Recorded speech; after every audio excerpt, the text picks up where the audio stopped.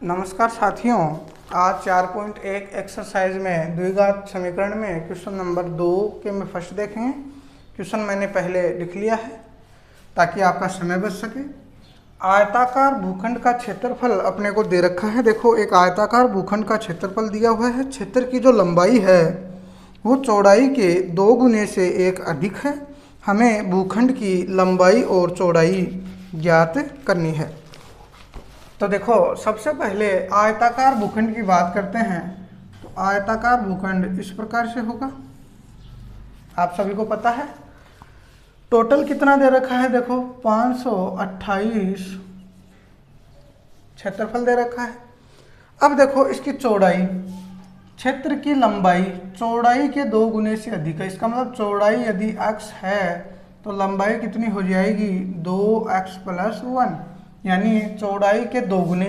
तो चौड़ाई का तो 2 गुना हो गया, 2x से 1 अधिक तो 1 अधिक हो गया। तो देखो, मैं इसको इस प्रकार से लिख सकता हूँ। भूखंड की लंबाई कितनी है? लंबाई कितनी है? देखो, 2 गुणा चौड़ाई + 1, यही है। या मैं इसको सीधा लिखूं तो 2x + 1। किसी प्रकार की कोई समस्या नहीं। आगे देखो, आगे मैं क्या लिख सकता हूं? आयताकार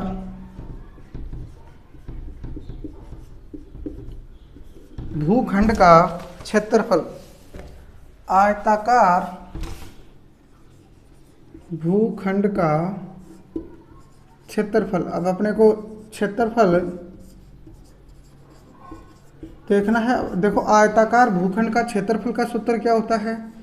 2 गुणा, या चलो 2 गुणा को छोड़ो, एक बार इसका क्षेत्रफल लिख लेते हैं। आयताकार भूखंड का क्षेत्रफल कितना दिया हुआ है?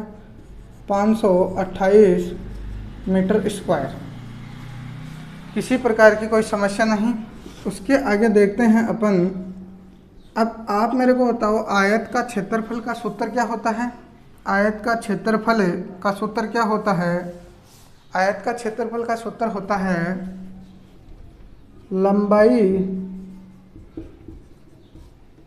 गुणा चौड़ाई, यही होता है। तो लंबाई गुणा चौड़ाई बराबर 528 मीटर स्क्वायर। ठीक है, क्षेत्रफल का सूत्र लिख दिया, इधर क्षेत्रफल दे रखा है। लंबाई कितनी है? अब देखो, लंबाई तो 2x + 1 है। चौड़ाई कितनी है भाई साहब? चौड़ाई x है, गुणा x बराबर 528। किसी प्रकार की कोई समस्या नहीं। इस x को इस पूरे से गुणा करेंगे तो देखो, x को 2x से गुणा करेंगे 2x² प्लस x को 1 से गुणा करेंगे x बराबर 528। कोई समस्या नहीं। अब चाहे तो आप इसको यहीं पे रहने दो, ये अपने पास समीकरण आ गई। या इसको और सरल करो तो ऐसे कर सकते हैं, 2x² प्लस x माइनस 528 बराबर 0। ये भी सही है, वो भी सही है। ये अपने पास द्विघात समीकरण आ गई। ठीक है, यही अपने को निकालना था। इस प्रकार से लिख लेंगे। आगे देखो, नेक्स्ट क्वेश्चन है। इसको मैं मिटा देता हूँ, नोट करना चाहते हो तो नोट कर सकते हो भाई, वीडियो रोक करके नोट कर लो। इसी में नेक्स्ट है क्वेश्चन नंबर 2 के में सेकंड।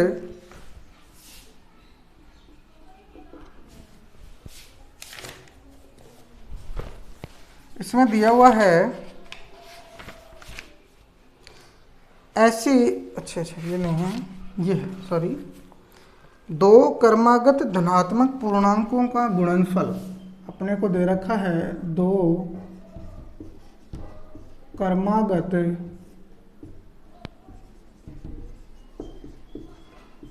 धनात्मक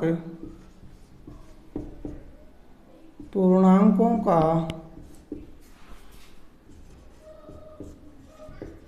गुणनफल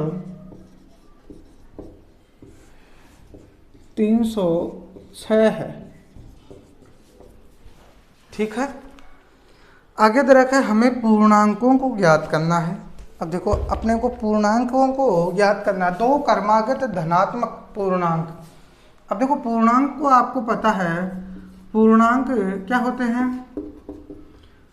पूर्णांक ये होते हैं माइनस का 1 -2 dot dot dot 0 dot 1 2 3 dot dot dot ऐसे। लेकिन यहाँ क्या लिखा है, धनात्मक पूर्णांक। अब देखो धनात्मक पूर्णांक की बात करते हैं, धनात्मक पूर्णांक इसका मतलब प्लस का आएगा सब कुछ, 1 2 3 4 डॉट डॉट डॉट ऐसे। आगे कह रहा है 2 क्रमागत। अब देखो क्रमागत का मतलब क्या हुआ, यदि अपन 1 लेंगे तो 1 के बाद क्या आएगा 2, यदि अपन 100 लेंगे तो 100 के बाद में क्या आएगा 101, ये होगा क्रमागत यानी लगातार।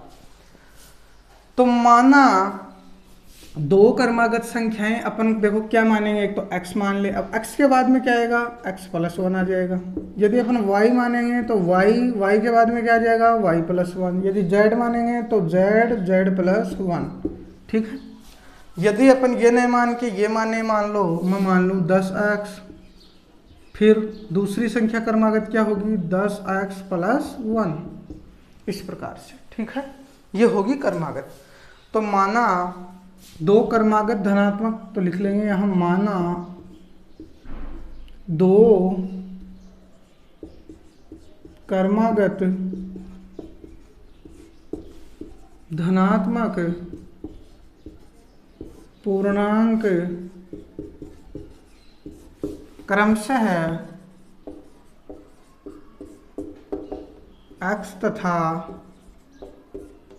x + 1 है, यही लिखेंगे। आगे देखो अब अपन ने 2 संख्याएं मान ली x तथा x + 1। अब कह रहा है अगला पूर्णांकों का गुणनफल कितना है 306। तो यानी x और गुणनफल का मतलब गुणा x + 1 बराबर कितना है 306। अगला कह रहा है इनको गुणा कर देंगे, x को x से गुणा किया x², इसको इससे गुणा किया x बराबर 306। इसको सरल कर लेंगे यानी x² + x माइनस 306 बराबर 0। तो ये क्या आ गई अपने पास, द्विघात समीकरण आ गई। यही अपने को निकालनी थी, द्विघात समीकरण में निरूपित करना है, वो निरूपित अपने कर दिया। आगे देखते हैं इसी का क्वेश्चन नंबर 3। देखो तीसरे में क्या दे रखा है, रोहन की माँ रोहन से 26 वर्ष बड़ी है या उससे 26 वर्ष बड़ी है। मैं क्वेश्चन लिख देता हूँ एक बार। रोहन की माँ उससे 26 वर्ष बड़ी है। उनकी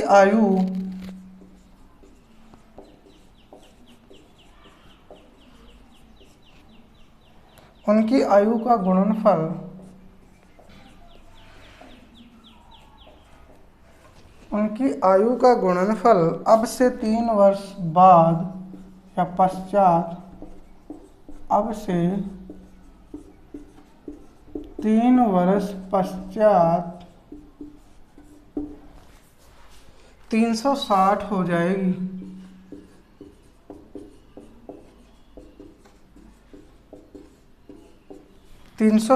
जाएगी।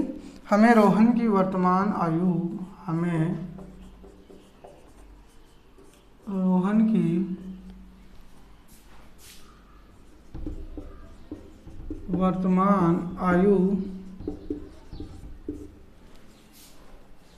ज्ञात करनी है।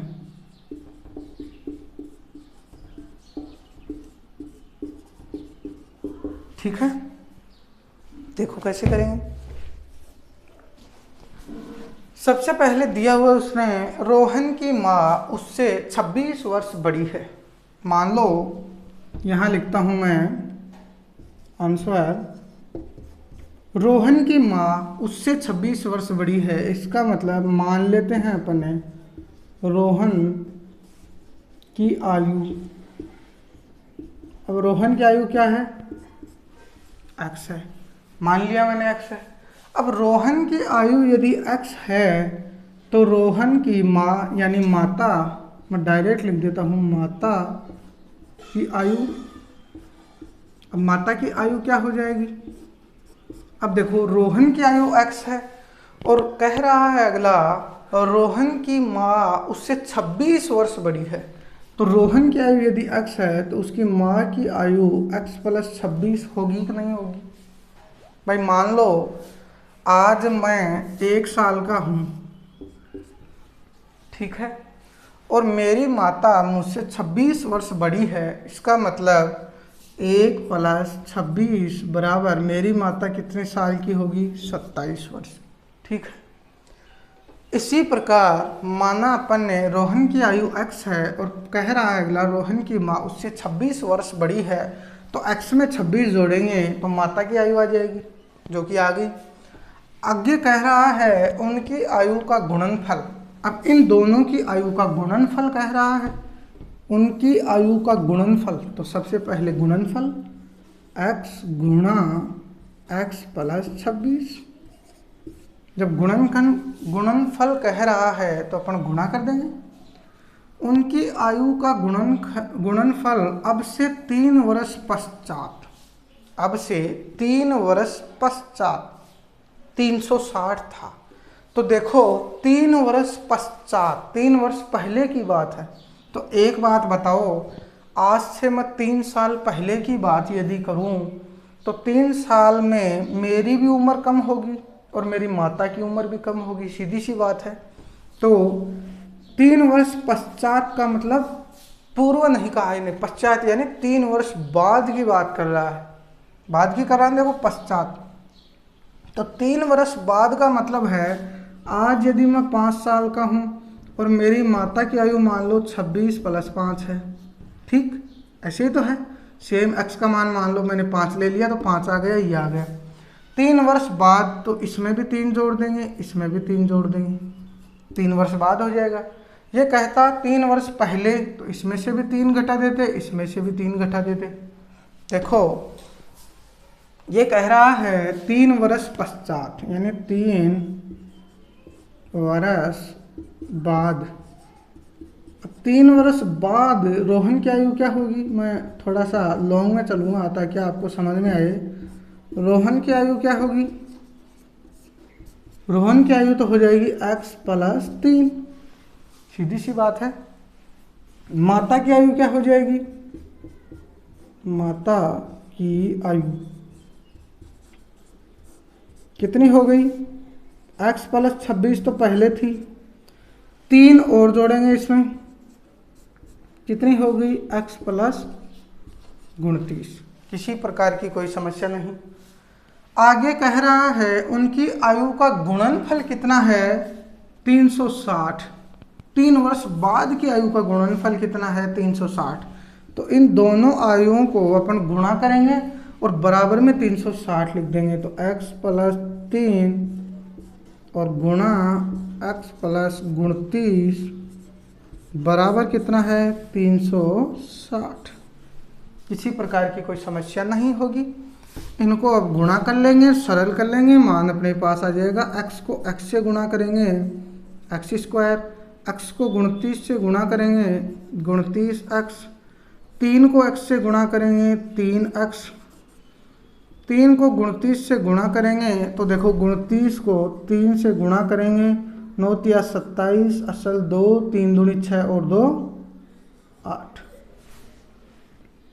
87 बराबर 360। किसी प्रकार की कोई समस्या नहीं। इन दोनों को अपन जोड़ देंगे, जुड़ सकते हैं आराम से, तो x² + 29 और 3 32 x। अब देखो 87 इधर है, इसको मान लो मैं इस साइड में भेजूं तो माइनस का हो जाएगा, तो 360 में से 87 घटाएंगे अपन, 10 में से 7 गया 3, 5, 15 में से 8 गया, कितना बचा 8 और 8 16, 8 और 7 15 और ये 2, 273, देखो 3 और 7 10, असल की 1, 8 और 8 16, असल 1 2 और 1 3, तो ये बच गया 273। अब देखो इसको वापस इधर लेके जाएंगे तो ये माइनस का हो जाएगा, तो इसको ऐसे लिख सकते हैं एक्स स्क्वायर प्लस 32x बराबर माइनस 273 बराबर 0। ये अपने पास मान आ गया। ठीक है, हमें रोहन की वर्तमान आयु ज्ञात करनी है, लेकिन अगला ने देखो ये भी कह रहा है निम्न स्थितियों को द्विघात समीकरण के रूप में ही व्यक्त करना है। सिर्फ अपने को द्विघात समीकरण के रूप में व्यक्त करना है, जो अपन ने कर दिया। बाकी इसको अपन देखो सरल करेंगे, 3 मान है 1 2 3, तो अपन इसको कैसे सॉल्व करेंगे आपको पता है। द्विघात बहुपद है तो इन दोनों को गुणा और इसके बराबर मान आना चाहिए, उस प्रकार से करेंगे। लेकिन यहाँ आपको करने की जरूरत नहीं है, क्योंकि आपको सिर्फ द्विघात समीकरण पूछा है, समीकरण अपन ने निकाल दी, किसी प्रकार की कोई समस्या नहीं होगी। और देखो रोहन की माँ उससे 26 वर्ष बड़ी है, रोहन की आयु x है, तो माता की आयु x प्लस 26 होगी। मान लो यहाँ रोहन की आयु 10 लेता मैं, तो यहाँ 10 साल का यदि रोहन है तो उसकी माँ कितने साल की होती? 36 साल की होती। सीधी सी बात है। 3 वर्ष बाद की बात कर रहा है, 3 वर्ष पश्चात, तो 3 साल बाद में देखो 3 साल बाद में कितने साल का होता? 13 साल का। इसकी माँ कितने साल की हो जाती? 39 साल की। सीधी सी बात है, कहीं कोई दिक्कत नहीं। तो इसमें अपन ने क्या कर दिया? x प्लस 3 कर दिया, और यहाँ क्या कर दिया? 36 है तो x प्लस 26 प्लस 3 यानी 29 की होगी। सीधी सी बात है, कहीं कोई समस्या नहीं। फिर क्या किया? दोनों का, उनकी आयु का गुणनफल, अब इन दोनों की आयु का गुणनफल कर दिया, तो ये और ये उसके बराबर में 360 दे रखा है, 360 लिखिए। यही किया। कितना भी मान ले सकते हैं, लेकिन x का पद इसलिए लेते हैं ताकि गणना में कोई समस्या नहीं हो। आगे देखते हैं नेक्स्ट क्वेश्चन, उसके बाद में प्रश्नावली कंप्लीट हो जाएगी। और आप लोग वही लाइक करें और कमेंट बॉक्स में ज़रूर लिखें ताकि मुझे पता चल सके कैसे क्या प्रोग्रेस है अपनी। कमेंट ज़रूर करें, किसी भी प्रकार का करें भाई, अच्छा बुरा आपकी समझ के अकॉर्डिंग, लेकिन मेरे को पता तो चले क्या सिस्टम है। अगला है, एक रेलगाड़ी 480 किलोमीटर की दूरी समान चाल से तय करती है। अब देखो रेलगाड़ी है 480 किलोमीटर की समान चाल से दूरी तय करती है। सबसे पहले देखो मैं यहाँ सूत्र लिखता हूँ, समय बराबर 2 में 4th।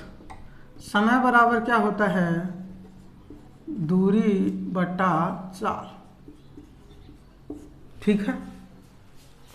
अब देखो ये कह रहा है हमें रेलगाड़ी की चाल याद करनी है। अंतिम में यदि इसकी चाल 8 किलोमीटर कम होती है तो वह उसी दूरी को 3 घंटे में तय करती है। हमें रेलगाड़ी की चाल याद करनी है, तो माना रेलगाड़ी की चाल बराबर x है। अब रेलगाड़ी की चाल अपन ने x मान ली और दूरी अपने को पता है कितनी है, तो उसके अकॉर्डिंग अपन समय याद कर सकते हैं, नहीं याद कर सकते भैया आप बताओ। अब देखो समय ज्ञात करेंगे तो चलो मैं यही लिख देता हूँ, दूरी कितनी है 480 बटा चाल कितनी है x। ये क्या आ गया अपने पास? समय। समय का मान अपने पास आ गया। अब देखो आगे अपन क्या करेंगे, प्रश्न के अनुसार लिखेंगे, प्रश्न ना अनुसार। अब प्रश्नानुसार क्या लिखेंगे, मैं मार्कर चेंज कर लेता हूँ भाई।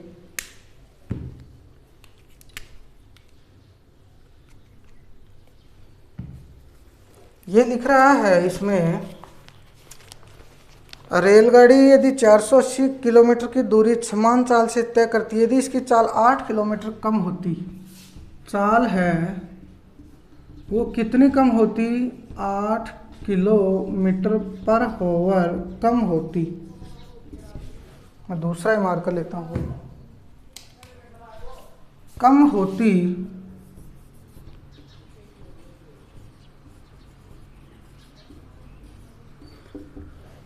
अब देखो 8 किलोमीटर यदि चाल कम होती तो चाल है कितनी अपने पास x, तो चाल होगी कितनी, x माइनस 8 किलोमीटर प्रति घंटा, यही चाल होगी, इसके अलावा थोड़ी ना होगी। अब देखो यह चाल यदि होगी तो अपन समय ज्ञात करेंगे, तो समय क्या हो जाएगा, दूरी तो कितनी है, वही है 480 बट्टा चाल कितनी हो गई, x माइनस 8, इसके अलावा चाल नहीं होगी। अब ये चाल हो गई और ये क्या है, घंटे में है, और ये चाल भी घंटे में, समय हमेशा घंटे में आएगा। ठीक है। अब देखो ये क्या पूछ रहा है, दोनों के बीच में, देखो इसमें लिखा है दोनों के वह उसी दूरी को तय करने में 3 घंटे अधिक लेती है। 3 घंटे क्या लेती है, अधिक लेती है। 3 घंटे कौन अधिक लेती है, ये गाड़ी अधिक लेती है, किससे, इससे। तो देखो इसको मैं ऐसे लिख सकता हूँ, इसको मैं कैसे लिखूँगा, देखो चलो दूसरा पेन ले लेता हूँ एक बार ताकि आपको समझ में आए। इसको मैं कैसे लिख सकता हूँ, देखो ऐसे लिख सकता हूँ, 480 बटा x माइनस 8 माइनस 480 बटा x बराबर 3 घंटे अधिक लेती है। इसको अपन सरल करेंगे, सबसे पहले लघुत्तम लेंगे, मैं यहाँ लिख देता हूँ, लघुत्तम कितना आ जाएगा, x माइनस 8 इंटू एक्स, ये अपने पास लघुत्तम आ गया। x माइनस 8 से x माइनस 8 कट गया, x बचा, तो 480 को गुणा करेंगे x से, माइनस x से x कैंसिल, x माइनस 8 को गुणा करेंगे 480 से, और यहाँ बराबर है 3। किसी प्रकार की आपको कोई समस्या नहीं होगी। अब देखो इसको आगे सॉल्यूशन करेंगे, किस प्रकार से करेंगे, सबसे पहले इसको इससे गुणा करेंगे, मैं यहाँ कर देता हूँ गुणा, 480 x माइनस 480 को x से गुणा किया, 480 x, 480 को 8 से गुणा किया, माइनस और माइनस प्लस, तो देखो 480 को 8 से गुणा किया, अंटे अंटे 64, असल 6, 8 छिका 8 चौक 32 और 6 38, ये मान आ गया। तो यहाँ लिख लेता हूँ मैं 3840 बराबर 3, और ये बट्टे में अपने पास है x माइनस 8 गुणा x। ठीक है। अब देखो ये 480 x प्लस का, ये 480 x माइनस का, ये तो कैंसिल आउट हो गई, किसी प्रकार की कोई समस्या नहीं। यहाँ मान बचा क्या अपने पास, ऊपर लिखता हूँ, चलो मैं ऊपर लिख देता हूँ ताकि आपको आराम से समझ में आए। इसको भी एक बार हटा देता हूँ थोड़ा। देखो 3840 बराबर 3 बटा x माइनस 8 गुणा x, ये मान अपने पास बचा हुआ है। आगे देखो, अब ये मान बटे में है, इधर जाएगा गुणा में हो जाएगा। अब देखो गुणा में हो जाएगा तो 3840 बराबर 3 into x minus 8 into x, इनको गुणा करेंगे, 3x माइनस 24, 3 को 8 से गुणा किया, ये मान आ गया, फिर x का x है, फिर x को फिर से इनसे गुणा करेंगे, 3x स्क्वायर माइनस 24x बराबर 3840, ये बचा हुआ है। इसको इधर लेके आएंगे, माइनस का हो जाएगा, तो ये मान अपने पास आ गया 3x square minus 24x minus 3840 बराबर 0। ये अपने पास क्या आ गई, समीकरण। ठीक है। अब देखो कैसे क्या आई, क्या सिस्टम है, आपको थोड़ा कम समझ में आया होगा, मैं आपको थोड़ा बता देता हूँ। देखो सबसे पहले इसने दिया एक रेलगाड़ी 480 किलोमीटर की दूरी समान चाल से तय करती है। एक रेलगाड़ी है जिसकी दूरी समान है 480 किलोमीटर प्रति घंटा। ठीक है। फिर कह रहा है यदि इसकी चाल 8 किलोमीटर कम होती तो उसे दूरी करने में 3 घंटे अधिक लगते। यदि चाल कम होगी, अब आपको पता है यदि गाड़ी की स्पीड कम होगी, स्पीड ही कम होगी तो वो टाइम भी ज़्यादा लेगी। तो ये कह रहा है 8 किलोमीटर कम होती तो 3 घंटे अधिक लेती। सीधी सी बात है। रेलगाड़ी की चाल ज्ञात करो, तो अपने को रेलगाड़ी की चाल ज्ञात करनी। सबसे पहले देखो अपने लिखा कि रेलगाड़ी की चाल मान लिया x है, ठीक है। अब रेलगाड़ी की चाल यदि x है और समय अपन निकालें तो समय क्या होगा, दूरी बटा चाल, ये सूत्र होता है। दूरी का मान 480 है, चाल का मान x है, तो 480 बटा x अपने पास समय आ गया। आगे देखो ये कह रहा है यदि चाल 8 किलोमीटर प्रति घंटा कम होती, अब कम होगी तो इसका मतलब चाल कितनी होगी, x माइनस 8। यदि चाल x माइनस 8 होगी और अपन समय ज्ञात करें तो समय का सूत्र क्या होता है, दूरी बटा चाल। तो दूरी तो 480 है, कोई परिवर्तन नहीं, और चाल कितनी हो गई, x माइनस 8। क्योंकि पहले जो ट्रेन चल रही थी इस रफ्तार से चल रही थी, उसके बाद में इसने कहा कि 8 घंटे की स्पीड कम हो गई, तो ये कम स्पीड कर दी अपन ने। उसके बाद में कह रहा है यदि ये कम स्पीड है तो फिर रेलगाड़ी कितना समय अधिक लेगी, 3 घंटे, 3 घंटे अधिक लेगी। तो इसको मैंने इस प्रकार से लिखा 480 बटा x माइनस 8 में से यदि ये स्पीड अपन कम कर दें तो मान अपने पास कितना आएगा, 3, ठीक है। यानी अपने पास 3 घंटे अधिक लेगी, ठीक है। उसके बाद में इसमें लघुत्तम लिया, तो लघुत्तम लेने के, ये लघुत्तम लिया हुआ है अपन ने यहाँ, तो ये लघुत्तम ले लिया, ये मान आ गया। इन दोनों को कैंसिल कर दिया, यहाँ गुणा कर दिया, अपने पास लास्ट समीकरण ही आए, इनको गुणा कर दिया आपस में। अब देखो यहाँ भी आपको दिख रहा होगा 3x² माइनस 24x माइनस 3840 बराबर 0 है। अब देखो यहाँ ये 3 का भाग, इसमें मान लो पूरे समीकरण में 3 का भाग देता हूँ, यहाँ भी, यहाँ भी, यहाँ भी और यहाँ भी, तो ये वाला तो 0 वैसे हो गया। इसमें 3 का भाग देंगे 1 आ गया यानी x², इसमें 3 का भाग देंगे 8 बार जाएगा तो माइनस 8x, इसमें 3 का भाग देंगे तो देखो 3 एकम 3, 3 दूनी 6, 2 बच गए 24 हो गई, 3 अंटे 24, 1280। लास्ट समीकरण अपन ये भी लिख सकते हैं, एक ही बात है, वो कोई फ़र्क नहीं पड़ेगा। आज के लिए इतना ही, बाकी अपन करेंगे 4.2 एक्सरसाइज 4.2 कल। और किसी प्रकार की कुछ समस्या हो तो आप कमेंट बॉक्स में कमेंट कर सकते हैं। आज के लिए इतना ही, धन्यवाद।